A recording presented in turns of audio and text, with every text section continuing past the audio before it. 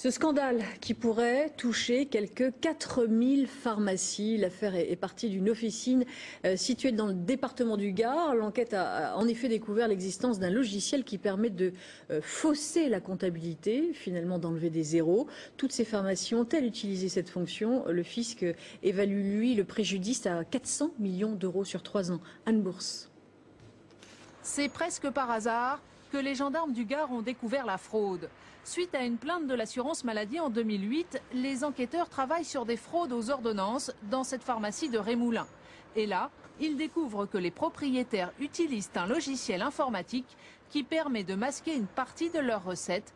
Ils ne seraient pas les seuls. Il y a à peu près 4000 pharmacies qui ont demandé le code qui permet d'accéder à la fonctionnalité susceptible de permettre éventuellement des dissimulations de recettes. Bon.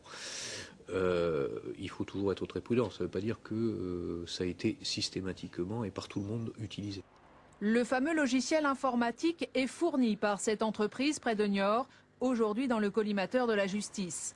La société vend un programme de gestion pour les pharmacies avec un code d'accès spécifique qui permet de ne pas déclarer une partie de la comptabilité. La fraude porte surtout sur les ventes de produits de parapharmacie et non sur les médicaments. Pour les pharmaciens, il s'agit d'un cas isolé.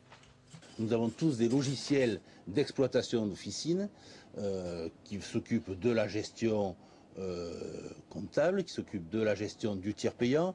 Il n'y a pas de logiciel spécifique de fraude.